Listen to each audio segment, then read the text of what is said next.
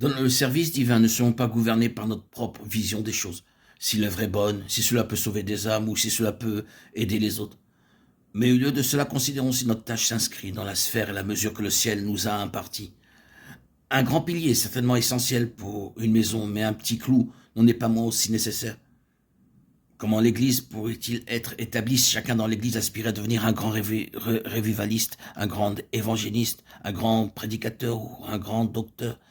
Ne devons-nous pas marcher dans la course selon la volonté du Seigneur? Nous ne devrions pas viser de grandes choses, mais demeurer à la place que Dieu nous a assignée.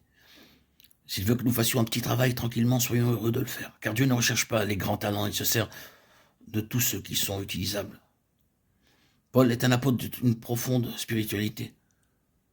Remarquons ce qu'il a écrit au sein de Corinthe dans sa deuxième lettre. 2 Corinthiens 10, 13, 15. Il parle de son expérience. Il sait qu'il ne doit pas aller au-delà de la sphère que Dieu lui a impartie. Il ne veut pas dépasser les limites que Dieu lui a assignées. Il se sent responsable à l'égard de ce que Dieu lui a confié, mais il n'ose pas être responsable à l'égard de ce que Dieu ne lui aurait pas confié. Comment l'Église pourrait-elle avoir des conflits et des divisions si tous les serviteurs de Dieu observaient cette règle?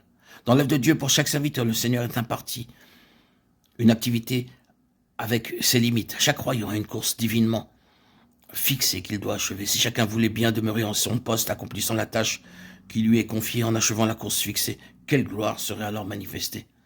C'est une chose glorieuse pour un enfant de Dieu de pouvoir demeurer à la place choisie par le Seigneur en faisant l'œuvre qu'il lui a confiée. Car le Seigneur a préordonné pour chaque croyant une course qu'il doit terminer.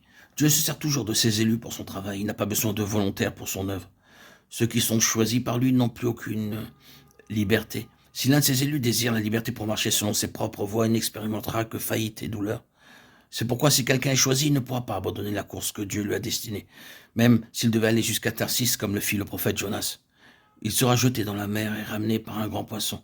Il n'y a pas d'échappatoire pour un tel homme. Un serviteur de Dieu ne doit jamais agir selon sa propre volonté ou ses concepts, car l'homme que Dieu a choisi est quelqu'un qui doit faire seulement l'œuvre que Dieu lui a confiée et courir la course préparée par Dieu. L'œuvre de Dieu subira de grands dommages si nous ne voulons pas patienter quelque peu. Combien emporter notre nature. Nous pensons toujours que le Seigneur est trop lent, nous ne sommes pas capables de suivre sa conduite pas après pas. Nous sommes pressés de faire ce que nous considérons être bon. Sans aucune hésitation, nous faisons face à un quelconque besoin. Nous craignons de gâcher notre vie et de ne rien faire si nous nous arrêtons pour quoi que ce soit. Nous oublions la bénédiction qui est accordée à ceux qui s'attendent à Dieu et accomplissent ensuite ce qu'il leur a commandé. Nous avons une grande responsabilité devant le Seigneur. Nous devons être absolument au clair au sujet de ses ordres avant de faire son œuvre. Nous ne devons rien entreprendre avant d'avoir premièrement reçu son ordre. Les ordres de Dieu expriment ce que son cœur désire. Si nous voulons être des vases utiles dans sa main, nous ne devons jamais agir sans avoir reçu ses ordres. Nous ne pourrons pas le satisfaire si nous faisons l'œuvre qu'il ne nous a pas demandé d'accomplir. Quelle que soit la partie de l'œuvre placée devant nous, notre premier souci doit être de savoir si c'est selon sa volonté et si son cœur l'acceptera. Puissions-nous seulement désirer nous conformer à sa volonté. Le modèle que Dieu nous montre sur la montagne ne doit jamais être gâté par les pensées de l'homme. Il doit au contraire être scrupuleusement observé.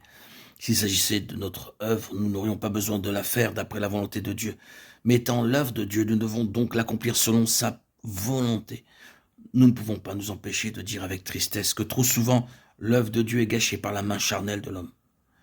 Gardons bien présent à l'esprit qu'à moins que notre sagesse ne soit jugée et que nos pensées ne soient délivrées de la mort, nous ne pourrons pas réaliser l'œuvre divine. Puissions-nous être conduits à ne rien connaître d'autre que la volonté de Dieu sans opinion propre. Chaque fois que nous devons faire un travail, demandons en premier lieu quelle est la volonté de Dieu. Et après, nous être assurés de sa volonté. Accomplissons-la selon son modèle révélé.